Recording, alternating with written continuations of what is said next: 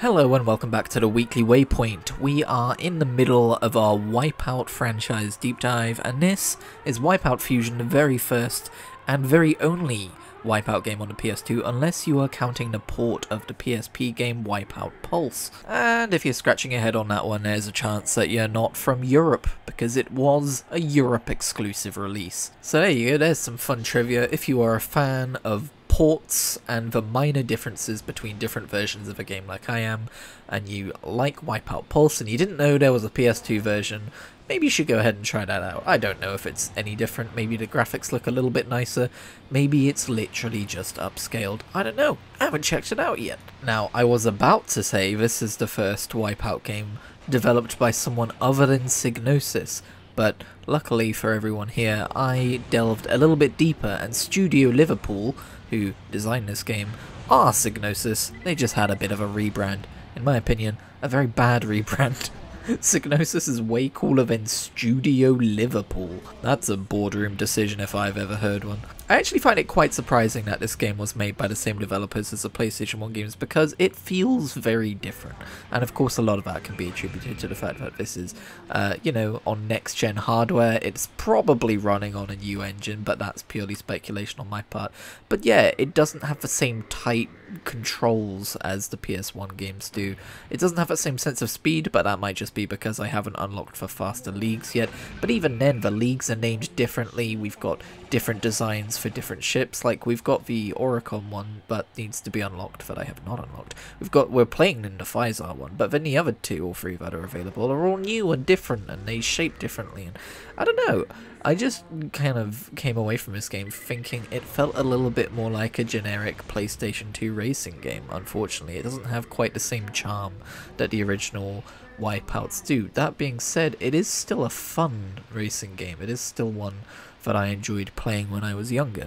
Oh, that's right, I should probably mention I had this game when I was younger. Some of these games I have had before, and some of these games I am trying for the first time. This is one I had when I was younger, although I didn't play it a whole bunch because I was awful at controlling it, so I guess in that sense it is a true Wipeout game. If the first two games had a neon cyberpunk appearance to them, and then the third one was a little too industrial and grey and brown, I would say that this game has more of a Star Wars pod racer look to it in a way.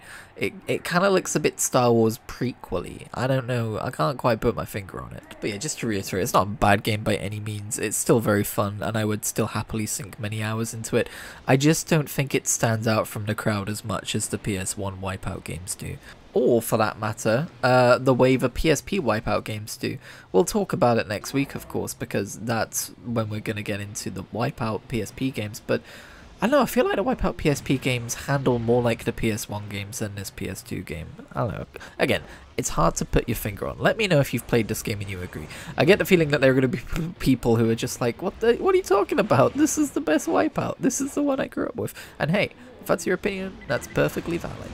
By the way, the more Wipeout games I play, the more I wish that Wipeout Omega Collection would be ported to PC. I know PlayStation are currently going through their back catalogue of exclusives and deciding which ones to port to Steam and which ones to keep. I really hope they decide to port Wipeout Omega Collection to Steam at some point. I think it would have a wonderful life on PC. And the more I think about it as I'm going through the series, it would be a hassle to dig out my PS4 and set up capture for it and all that, but so no promises, but I am tempted. I want to see what Wipeout Omega Collection is like, okay? Especially now that I've had more experience with the series. Oh, fun aside, by the way, one of the things I played this week was Grip, which is the spiritual successor to another Psygnosis-helmed racing game called Roll Cage Stage 2. I'm thinking after we do the Wipeout franchise playthrough, I might boot up Roll Cage, the first game, which I've never ever played, to see what that's like, then do Roll Cage Stage 2, then go to Grip. We could also end the Wipeout retrospective with, like, oh, am I calling it a retrospective now? That feels too official.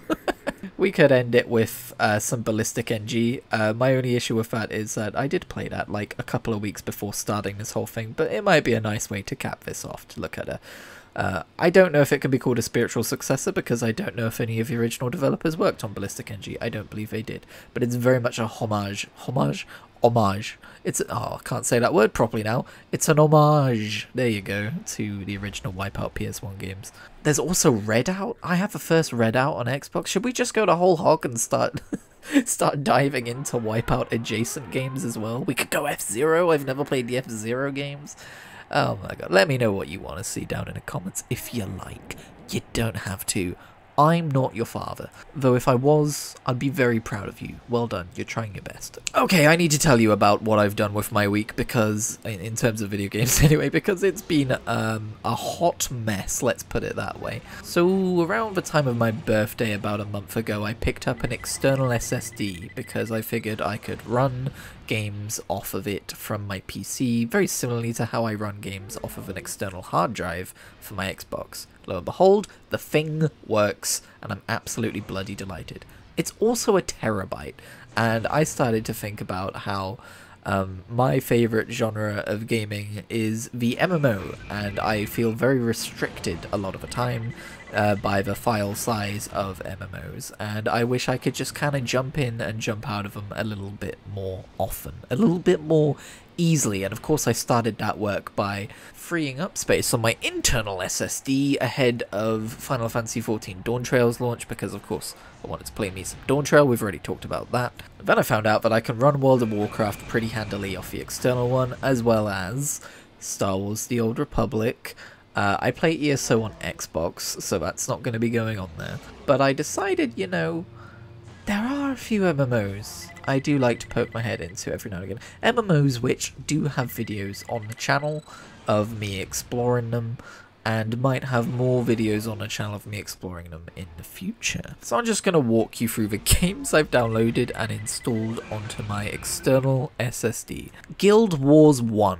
One of my more popular early videos on this channel. It's not that early, but like, I've had some fairly popular videos since then, but it was fairly popular for its time, was Guild Wars 1. I only ever did one video in it, but Guild Wars 1 has a niche community which were pretty excited to see, you know, a newcomer to the game. It happens every so often, I'm sure, but I was one of them, and people seemed to really enjoy that video, and then I immediately got distracted and never put out any more videos. So this is not a promise that I will, in fact, this is far from a promise that I will knuckle down and do another Guild Wars 1 playthrough, because I've also downloaded EverQuest 2. We have an Adventures in Norath series for EverQuest 2, which I may continue, where I'm playing through as a Dark Elf wizard.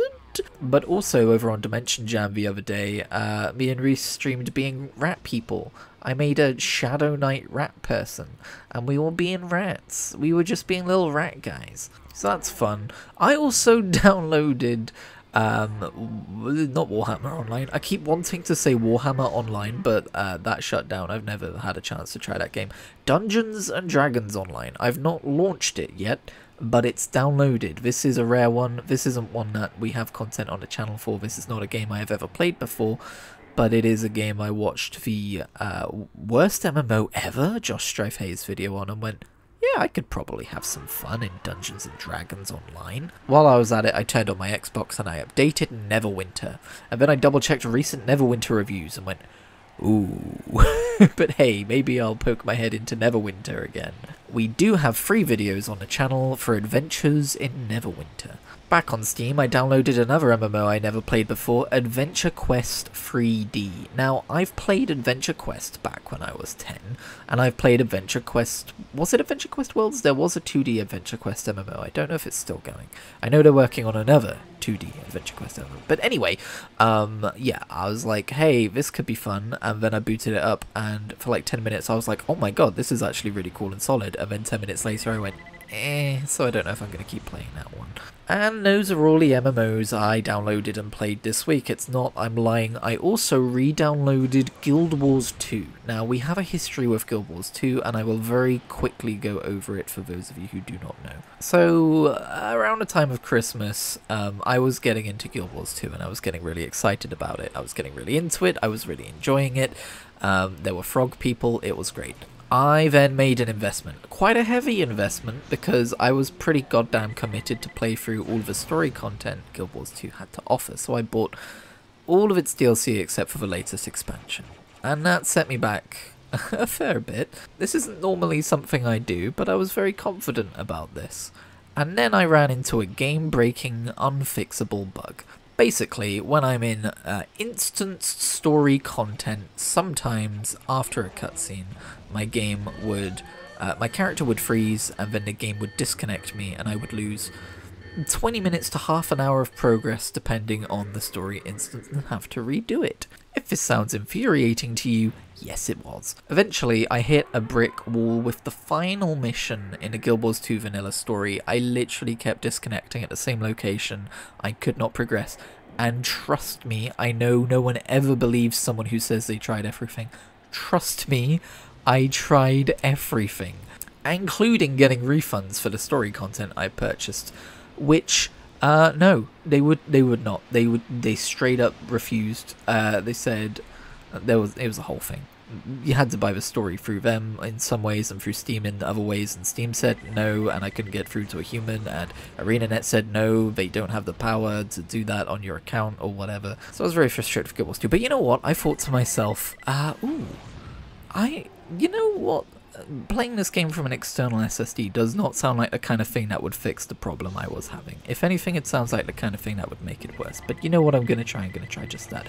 And I managed to finish the final Guild Wars 2 vanilla story mission, and I was elated for a solid few hours. I thought, this is great. Guild Wars 2 can just exist on my external SSD, and I can just play through all of its story content. There's no sub fee. I already own all of it. I was super happy, and then I got disconnected from a story instance again. This time it was different. It wasn't after a cutscene and my character didn't freeze, but I don't trust it, and I can't immerse myself in a story that might kick me out and force me to redo 20 minutes of content at any given time. So I am back to square one, being frustrated with Guild Wars 2 and deciding not to touch it. I'm sorry, I tried. But yeah, in other words, I've been playing a whole bunch of C-tier MMOs. Well, Guild Wars 2 isn't a C-tier MMO, it's like an A-tier MMO, but with the way it's treating me, it's a C-tier MMO, okay? And I just don't know, I just don't know, like, I don't know which one I'm gonna settle on. I might continue playing Final Fantasy XIV.